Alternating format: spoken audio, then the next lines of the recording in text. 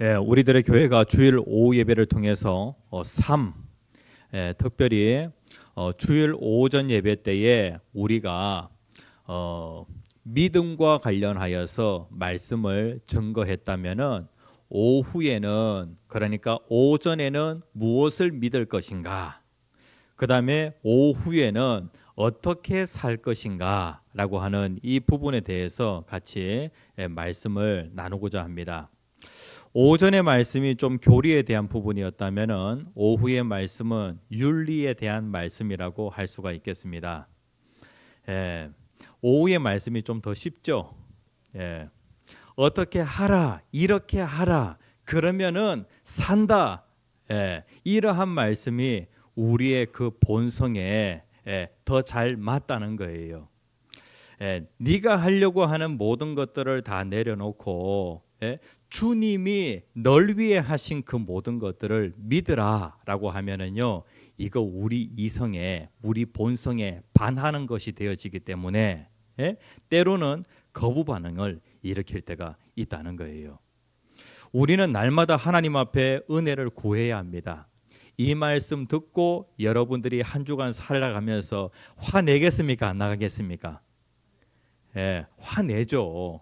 그러니까 율법을 통하여서 여러분들의 연약함, 여러분들의 부족함, 이러한 것들을 발견하고 누구에게로 달려가냐면은 예수 그리스도께 달려가야 하는 거예요. 아시겠죠? 그리스도 안에서 구원받은 자에게 율법이라고 하는 것은 이러한 기능을 한다는 것이죠. 끊임없이 우리를 누구에게로 안내하냐면은 예수 그리스도에게로 안내한다는 거예요. 자, 오늘 제목 같이 한번 읽어봅시다. 당신은, 시작. 당신은 지금 무엇에 화가 나 있는가? 우리가 7가지 대죄라고 하는 그러한 주제를 가지고 같이 말씀을 나누었고, 오늘은 이제 새로운 주제가 시작이 되어지는데 어떤 주제를 할까라고 그렇게 고민하던 중에 2017년도에 정교인 수련회 할 때에 그때 이와 같은 주제를 한번 다루었어요. 그때 수련회 기간 동안에 짧게 다루었기 때문에 좀 아쉬움이 있었는데, 이제 한 9년이라고 하는 시간이 지나서 이 주제를 다시 한번 같이 한번 살펴보려고 합니다. 제가 그 찰스 스탠리라고 하는 목사님의 화내지 않고 평안히 사는 법이라고 하는 책이 있는데, 이 책이 너무 좋더라고요. 제가 이 책을 발견한 것은 신학대학교의 교수님들 지정도서에서 이 책을 발견하고, 야, 이 책 너무 좋다. 오늘날 이 시대의 사람들은 쉽게 분노합니다. 화가 나 있는 성난 사람들을 향하여서 들려주시는 하나님의 메시지입니다. 그래서 이번 주부터 화내지 않고 평안히 사는 법, 줄이면은 화평이라는 그런 그 주제를 가지고 같이 말씀을 나눌 거니까 말씀 듣고 또 화내더라도 절대로 포기하지 마시고, 율법은 어떤 기능을 하냐면은 우리에게 이대로 살아라 라고, 그렇게 네가 살면 구원받는다라고 그렇게 하지 않습니다. 율법의 기능은 우리를 너 율법대로 다 못 살지, 너 또 넘어지잖아, 예수 그리스도께로 가라고 그렇게 우리를 예수 그리스도께로 안내하는 초등교사와 같은 역할을 한다는 거예요. 자, 여러분들 지금 여러분들의 상태가 화가 나 있는 상태입니까?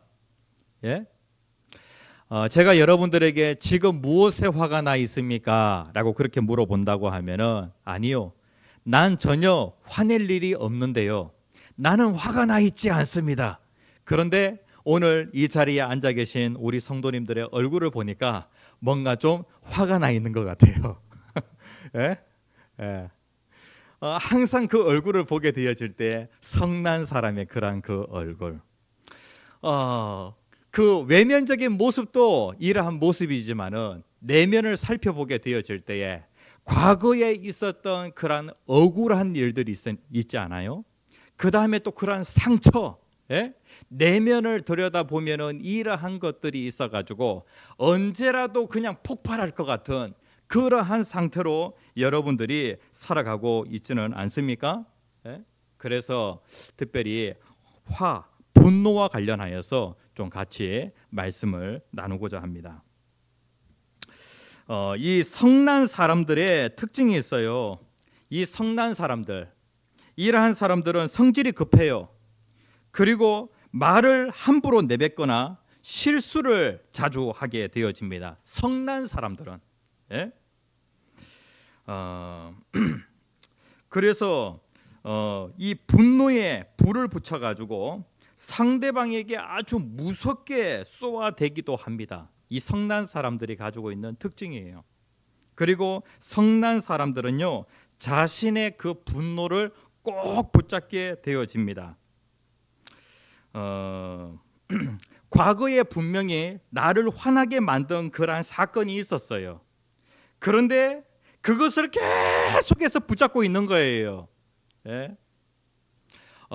군대에서 자기를 화나게 만들었던 그러한 사건, 아이를 낳을 때에 나를 화나게 만들었던 그러한 그 사건, 예?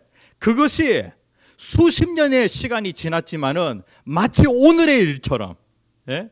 그렇게 그 사건을 계속해서 붙잡고 있다는 것이죠. 그러면서 그때 일을 생각하면은 지금도 왈칵 눈물이 쏟아지기도 하고, 그 다음에 또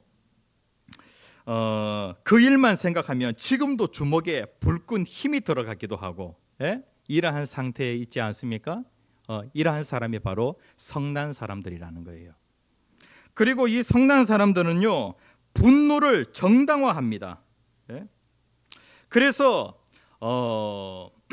자기의 그 원한을 푸는 것과 관련해서 그 사람이 나를 화나게 만들었어요.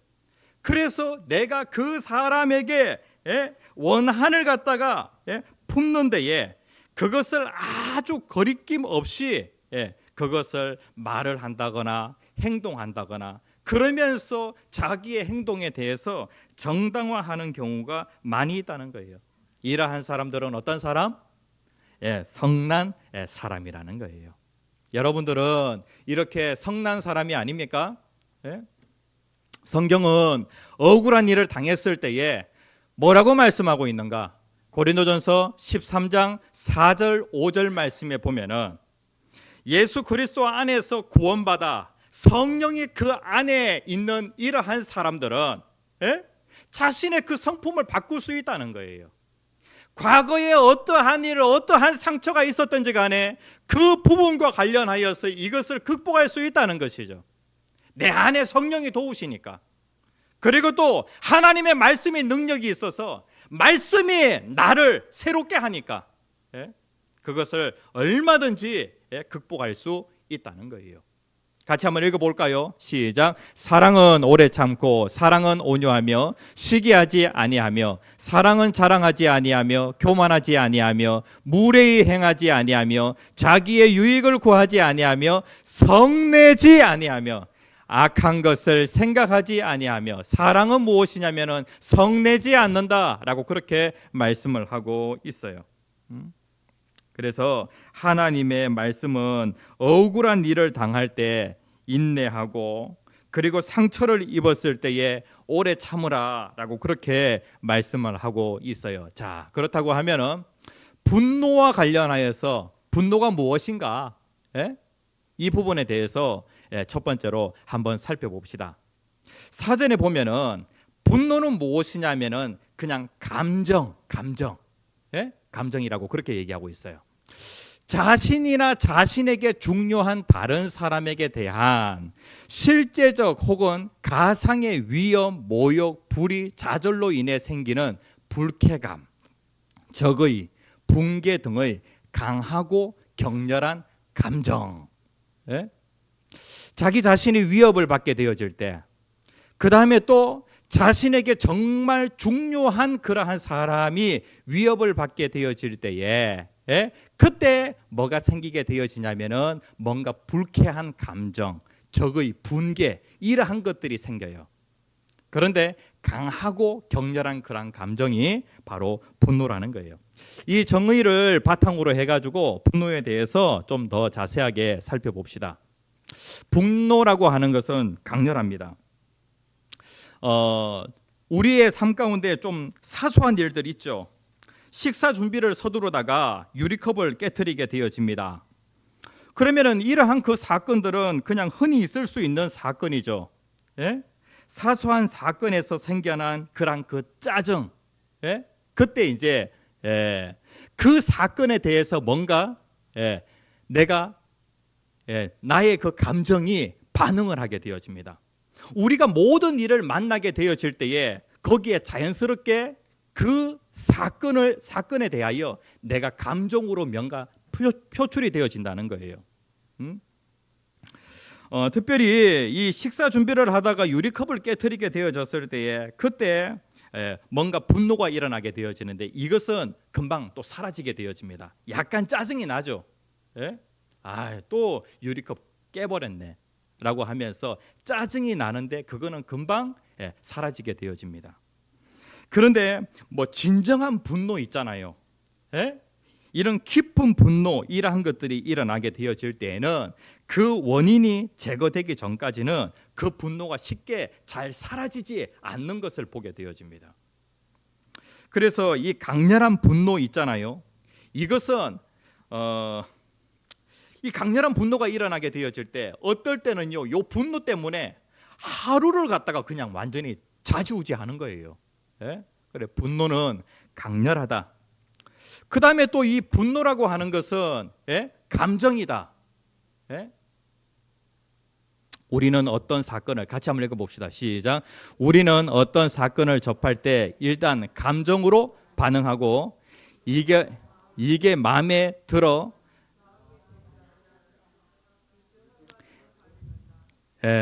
그러니까 이게 마음에 들어 마음에 들지 않아 이렇게 두 가지로 반응을 한다는 거예요. 그래서 내 마음에 들면은 선이고 내 마음에 들지 않으면은 악이에요. 그러니까 일단은 뭔가 사건을 접하게 되어질 때 일단 감정으로 반응하게 되어진다는 것이죠.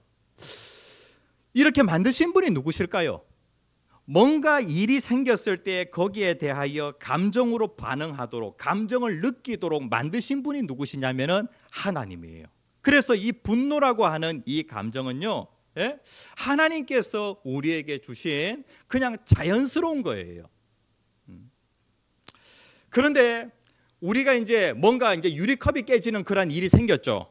그 다음에 또 아침에 또 남편과 아내 사이에 뭔가 다툼이 일어나게 되어집니다. 그래가지고 분노하는 그러한 일이 생기게 되어졌잖아요. 그러면 그 일과 관련하여서 뭔가 감정을 내가 느끼게 되어지죠. 그리고 감정을 느끼게 되어지면 그것이 자연스럽게 어디로 연결이 되어지냐면 행동으로 연결이 되어져요. 일이 생겼어요. 그러면 나는 감정을 느껴요.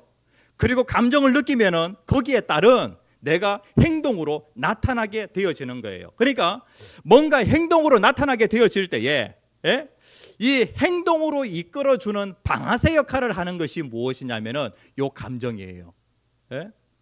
총이 있잖아요. 총을 쏘게 되어질 때에 방아쇠를 당겨야 총알이 나가잖아요. 행동이라고 하는 요 총알 방아쇠를 당겨야 그 총알이 나오게 되어지는데 감정이라고 하는 방아쇠를 당겨야 행동으로 나타나게 되어진다는 거예요. 그래서 이 감정이라고 하는 것은 하나님이 우리가 느끼고 표현하도록 하나님께서 만들어 놓으셨다는 거예요. 그런데 이 감정이라고 하는 것이 막 부정적인 그런 그 감정이 있잖아요. 이러한 것들이 막 올라오게 되어질 때에 의지로 요 감정을 잘 다스려야 하는 것이죠. 아침에 너무나도 속상한 일이 생겼어요. 이러한 일을 내가 겪고 나서 이제 뭔가 이제 감정이 막 일어나게 되어지겠죠. 부정적인 그런 감정이 막 일어나게 되어질 때에 어떻게 되어지냐면은 부정적인 감정이 일어나면은 어떤 행동으로 나오겠어요? 뭐 물건을 집어 던진다거나, 아니면은 막 이렇게 폭력적인 그런 말을 한다거나 이러한 것으로 나타나게 되어지겠죠. 그러면은 이것을 갖다가 무엇으로 다스려야 되냐면은 의지로 감정을 다스려야 되는 거예요. 하나님께서 인간을 인격적으로 만드셨어요. 인간에게 감정도 주셨고 하나님이 또 인간에게 무엇도 주셨냐면은 의지도 주셨어요. 그래서 의지를 가지고 어떻게 해야 되냐면은 어떻게 반응해야 할 것인가, 내가 이렇게 반응하게 되어질 때 어떤 결과가 나오겠는가, 이렇게 물어보면서 의지로 감정을 다스려야 한다는 것이죠. 그런데 이렇게 얘기하는 사람이 있어요. 나는 감정에 충실하고 싶어. 나는 자유롭게 살고 싶어. 나는 감정이 풍부한 사람이라서 표현하지 않을 수가 없어 라고 하면서 감정을 이 의지로 다스리지 않게 되어지면 어떤 사고가 일어날지 모른다는 거예요. 그리고 이 분노라고 하는 것은 자연스러운 감정인데 분노가 다른 감정과 이어져요. 막 분노가 일어나잖아요. 그러면 이것이 다른 감정하고 이어진다고 해요. 예를 든다고 하면 막 불쾌감, 막 미움, 막 분개, 이러한 그 감정으로 이어진다는 거예요. 그러니까 이러한 그 분노의 특징을 가지고 있다. 그래서 분노에 대해서 우리가 어떻게 해야 되냐면은 자신이나 자신에게 중요한 누군가에 대한 위협은 분개와 불쾌감, 적의를 만들어냅니다. 그 모든 것들이 분노로 모아지게 되어지는데 이것을 다스려야 되겠죠. 경건한 의지의 필터를 거치는 게 바람직하다. 그러면 상황을 해결하고 화해하고 위협을 제거하는 행동이 나온다. 자, 성경에 분노와 관련하여서 성경에 말씀을 하고 있어요. 오늘 우리가 읽은 이 성경 본문에도 보면은 분노와 관련하여서 얘기하고 있습니다. 자, 에베소서 4장 26절 말씀. 사도 바울이 뭘 전제로 하고 있냐면은 그리스도인들 분노할 수 있다 없다? 있다. 이것은 자연스러운 감정이에요. 분노가 일어나는 것. 성경에 보면은요, 의로운 분노 있죠. 하나님의 성품에 반하는, 내가 하나님을 잘 아는데 하나님의 그 뜻과 맞지 않는 그러한 일들이 눈앞에서 벌어지게 되어질 때에 많은 하나님의 사람들이 의로운 분노를 가지게 되어지는 것을 보게 되어집니다. 보통 사람들은 자기가 손해를 입었다거나 내가 정말로 소중히 여기는 그 사람이 손해를 입게 되어질 때 막 분노가 일어나게 되어져요. 내가 정말로 사랑하는 하나님이 하나님의 영광에 뭔가 손해를 입혔다라고 그렇게 할 때에 저 사람이 하나님의 영광에 손해를 입혔어요. 하나님의 영광을 더럽히는 그러한 일을 하게 되어집니다. 다윗 같은 경우에 의로운 분노 일어나잖아요. 골리앗이 하나님의 영광을 더럽히게 되어집니다.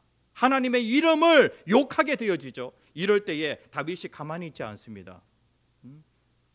그러니까 이 분노라고 하는 것은 자기에게 손해, 자기가 정말로 소중하게 생각했던 이 사람의 손해를 보게 되어질 때 뭔가 분노라고 하는 그런 감정이 일어나게 되어진다는 거예요. 그러니까 이제 분노할 수 있다라고 하는 것을 성경이 전제로 하고 있어요. 그리고 분노라고 하는 것 자체는 죄가 아니다라고 그렇게 얘기를 하고 있습니다. 사람은 누구나 다 분노할 수 있으니까, 화낼 수 있으니까. 분을 내어도 라고 그렇게 말씀을 하고 있는데 사람은 다 분노할 수 있어. 죄를 짓지 말며 해가 지도록 분을 품지 말고 마귀에게 틈을 주지 말라. 분노를 어떻게 다루며 분노를 가지고 무엇을 하는가, 이게 정말로 중요하다는 거예요. 분노는 자연스러운 감정이기 때문에 분노 다 일어나요. 오늘 또 주방에서 분노 일어난 사람이 있습니까? 그 다음에 또 오늘 아침에 준비 다 해가지고 이제 교회 오려고 하는데 분노 일어난 사람이 있습니까? 분노 다 일어날 수 있다는 거예요. 자연스러운 감정이죠. 그러면은 이 분노가 일어나게 되어질 때 이것을 어떻게 다루며 분노를 가지고 무엇을 해야 될 것인가? 예? 이것이 정말로 중요하다는 것이죠. 분노가 일어날 때에 누구에게 틈을 주지 말라? 마귀에게 틈을 주지 말라는 거예요. 예? 성경에 보면은 분노하는 사람들을 향하여서 죄인이라고 얘기를 하지 않습니다. 그런데 분노하는 사람들을 향하여서 성경이 뭐라고 얘기하냐면은 좀 다르게 표현하고 있어요. 분노는 할 수 있다. 근데 분노하는 사람을 향하여서 죄인이라고 얘기는 하지 않고 있는데, 예? 그런데 만성적으로 화를 막 내는 사람들이 있잖아요. 그러한 사람들을 향하여서 성경이 어떻게 표현하고 있냐면은, 예? 잠언 14장 17절 말씀 같이 한번 읽어봅시다. 시작. 쉽게 화내는 사람은 어리석게 행동하고. 그러니까 쉽게 화내는 사람 있잖아요. 만성적으로 화를 내는 사람, 습관적으로 화를 내는 사람, 이러한 사람은 참 어리석은 사람이다. 성경이 이렇게 얘기하고 있어요. 그 다음에 잠언 15장 18절에 있는 말씀 같이 한번 읽어봅시다. 시작. 분을 쉽게 내는 자는 다툼을 일으켜도 노하기를 더디하는 자는 시비를 그치게 하느니라. 쉽게 화내는 사람 있잖아요. 이러한 사람을 성경이 어떻게 얘기하냐면은 이 사람은, 예? 다툼과 불화를 일으킬 그러한 소지가 얼마든지 있는 그러한 사람이라는 거예요. 화 잘 내는 사람이 있잖아요. 이 사람 어디를 가든지 간에 그 사람으로 인하여서 공동체 안에 끊임없이 계속해서 불화, 다툼, 그러한 것들이 일어날 수 있다는 거예요. 그 다음에 잠언 22장 24절에서 25절까지 말씀 같이 한번 읽어봅시다. 시작. 노를 품는 자와 사귀지 말며 울분한 자와 동행하지 말지니 그의 행위를 본받아 내 영혼을 올무에서 빠뜨릴까 두려움이니라. 쉽게 분노하는 사람, 만성적으로 화 잘 내는 사람, 이러한 사람 성경이 뭐라고 얘기하고 있습니까? 어떤 사람이라고요? 피해야 할 사람. 에? 에. 영혼을 올무에 빠뜨릴까 두려움이니라. 에? 그러니까 이러한 사람과 함께 있게 되어지면은 쉽게 화 잘 내는 사람, 이 사람과 함께 있게 되어지면은 영혼을 올무에 빠뜨릴 수 있다는 거예요. 그러니까 분노하는 사람이 죄인은 아닌데 문제는 무엇이냐면은 이러한 사람을 성경이 좋게 얘기하고 있지는 않다는 거예요. 잠언 22장 24절에서 25절 말씀에 보면은 성난 사람들을 피하라라고 그렇게 말씀을 하고 있습니다. 예? 갈라디아서 그 5장에 가서 보면은 성령의 9가지 열매 있죠. 22절에 보면은 성령의 열매는 우리가 반드시 맺어야 될 열매들이에요. 사랑과 희락과 화평과 오래 참음과 자비와 양성과 충성과 온유와 절제. 그리스도인이라고 하면은 우리가 맺어야 될 열매들이죠. 그런데 우리가 그리스도인이 되었어요. 내 안에 성령이 계십니다. 그런데 내가 어떠한 열매를 맺냐면은 육체의 열매. 육체의 열매 한번 볼까요? 19절에 보면은 육체의 일은 분명하니 곧 음행과 더러운 것과 호색과 우상숭배와 주술과 원수 맺는 것과 분쟁과 시기와 분냄과 당짓는 것과 분열함과 이당과 이렇게 쭉 나와 있어요. 근데 여기에 보면은 육체의 그 열매와 관련하여서 대부분이 무엇과 관련되어 있냐면은 분노와 관련이 되어 있어요. 그러니까 우리가 쉽게 분노가 일어나게 되어질 때에 의지로 이 분노를 잘 다스려야 되는데 이 분노를 잘 다스리지 못하게 되어지면은 사탄에게 틈을 준다는 거예요. 사탄에게 틈 주지 말라는 것이죠. 분노는 어리석은 일이라고 그렇게 얘기를 하고 있습니다. 전도서 7장 9절 같이 한번 읽어봅시다. 시작. 급한 마음으로 노를 바라지 말라. 노는 우매한 자의 품에 머무름이니라 라고 그렇게 말씀을 하고 있어요. 그리고 또 특별히 제 마음을 잘 다스려야 좋은 리더다라고 그렇게 말씀을 하고 있는데 노하기를 더디하는 자는 용사보다 낫고 자기의 마음을 다스리는 자는 성을 빼앗는 자보다 나으니라 라고 그렇게 말씀을 하고 있어요. 특별히 마귀에게 틈을 주지 말라라고 그렇게 말씀을 하고 있는데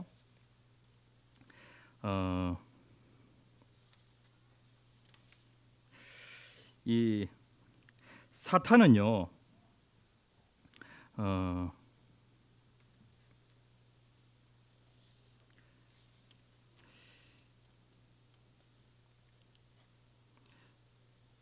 예, 여기에 보면은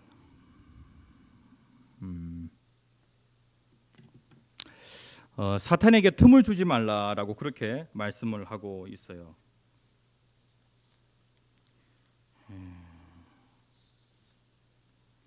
예, 제가 이게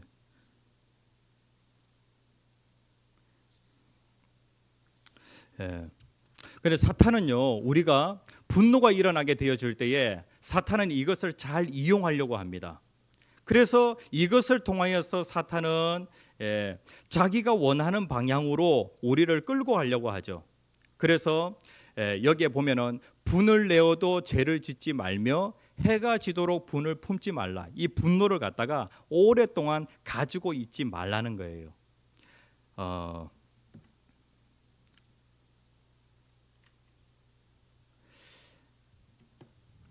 여기 있네요. 3번 보면은요, 나의 말과 행동 돌아보기. 에베소서 4장 27절 말씀에 보면은 마귀에게 틈을 주지 말라라고 그렇게 말씀을 하고 있는데, 이 틈을 주게 되어지면은요, 화를 표현하는 방식과 화가 난 원인, 홧김에 저지른 그러한 행동을 정당화하는 방식에 마귀가 영향을 줄 가능성이 커지게 되어집니다. 분노를 오랫동안 가지고 있으면은요, 마귀가 이것을 잘 이용을 해요. 그리고 마귀가 내가 지금 분노가 일어나는데 분노를 표현하는 그 방식에 마귀가 영향을 미쳐요. 그리고 또 분노가 일어난 그런 원인, 그 다음에 또 홧김에 일어나는 그러한 행동들, 이러한 것들을 갖다가 정당화시키면서 계속해서 마귀가 영향을 주게 되어진다는 거예요. 그러니까 분노가 일어나게 되어질 때 이것을 오랫동안 가지고 있으면 안 된다는 것이죠. 이것이 곧 마귀에게 틈을 주는 것이 되어진다는 거예요. 그래서 분노를 어떻게 표현할까 궁리하는 그 일을 사탄은 아주 좋아하고, 그리고 내가 도와줄게. 분노가 일어나면은 이렇게 해야 돼라고 하면서 사탄이 어떻게 말해야 될지, 그 다음에 또 어떻게 행동해야 될지, 그리고 또 자기의 행동에 대해서 막 정당화시키면서 너는 정말로 잘했어라고 그렇게 하면서 사탄이 도와준다는 거예요. 자기를 괴롭히는 그 사람에게 대해서 막 분노가 일어나게 되어집니다. 그때에 그 분노하는 그런 그 마음을 계속해서 품고 있게 되어지면은 사탄이 와서 도와주게 되어지죠. 그래서 이렇게 해서는 안 된다는 거예요. 직장 안에서 상사의 그 행동을 보고 너무나도 성인한 한 여성이 있었어요. 그래가지고 이 여자가 참다가 어떻게 하게 되어지냐면은 말을 갖다가 다 해버리게 되어지죠. 그런데 이 분노가 일어나는데 이 분노가 일어나는 그 감정을 갖다가 오랫동안 품고 있고 어떻게 말해야 될지, 어떻게 행동해야 될지 이러한 부분을 갖다가 생각을 하다가 마귀가 도와주니까 어떻게 했냐면은 직장 안에서 그걸 다 쏟아버린 거예요. 만약에 이렇게 되어졌을 때 상황이 어떠한 상황으로 바뀌게 되어질까요? 그 사람 가운데 내가 그 사람에게 대해서 분노를 다 쏟아버렸어요. 그러면 그 사람에게 변화가 있을까요, 없을까요? 변화가 없어요. 그리고 자기는 다 쏟아넣고 그 직장에서 나오게 되어집니다. 그럼 당신이 그 분노를 다 쏟아넣는데 뭔가 결과와 관련하여서 변화가 있었는가라고 그렇게 물어보니까 변화가 없다는 거예요. 그러면 분노가 일어나게 되어질 때 어떻게 하는 게 더 좋을까요? 이 부분과 관련하여서 잠언 15장 1절 말씀에 보면은 유순한 대답은 분노를 쉬게 하여도 과격한 말은 노를 격동하느니라 라고 그렇게 말씀을 하고 있어요. 하나님 이러한 상황 가운데 어떻게 말해야 될지 가르쳐 주시고, 그리고 또 하나님 그 사람 가운데 하나님이 역사하여 주시옵소서 이렇게 기도를 한다고 하면은 이러한 상황 가운데 분노가 다스려지게 되어지고, 특별히 이 분노와 관련하여서 이 평안으로 가는 길이 있는데 분노를 파악하고 처리하는 일이 왜 그렇게 중요할까? 그 전까지는 우리 모두 간절히 추구하는 그 평안을 얻지 못할 것이기 때문이다. 분노를 갖다가 잘 다스리지 못하게 되어지면은 우리의 마음 가운데 평안이 없어요. 그런데 이 분노를 잘 처리하게 되어지면은요, 우리의 마음에 그때서야 비로소 평안이 찾아오게 되어집니다. 특별히 오늘 첫 번째 시간인데요. 분노와 관련하여서 여러분들 속에 그 화가 있습니까? 분노가 있습니까? 분노와 관련하여서 나는 지금 무엇에 화가 나 있는가? 이제 이러한 그 질문이 있는데 여러분들 그 주보에도 보면은 있습니다. 평안하고 싶다면은 자 1번 지금 누군가에게 화가 나 있는가? 만약 그렇다면 그 사람을 지목할 수 있는가? 그러니까 여러분들 지금 화나 있습니까? 라고 그렇게 물어보면은 나 지금 화난 거 아니야. 그리고 또 자기가 어떠한 상태인지 잘 모르게 되어지면은 평안으로 갈 수가 없는 것이죠. 여기에 보면은 한 4가지 정도 질문이 있는데 요 4가지 질문과 관련하여서 여러분들이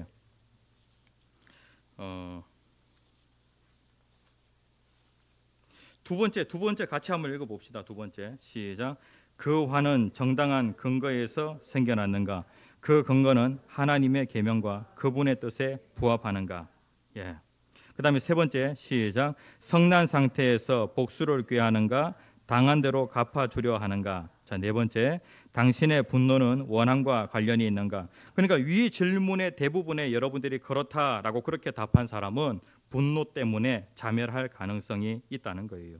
그래서 하나님 나에게 이러한 분노가 있습니다. 이것을 인정하고 그것을 잘 처리해야 한다는 것이죠. 그래서 오늘 이 시간에 요 첫 번째 시간에는 이 분노에 대해서 같이 살펴보았습니다.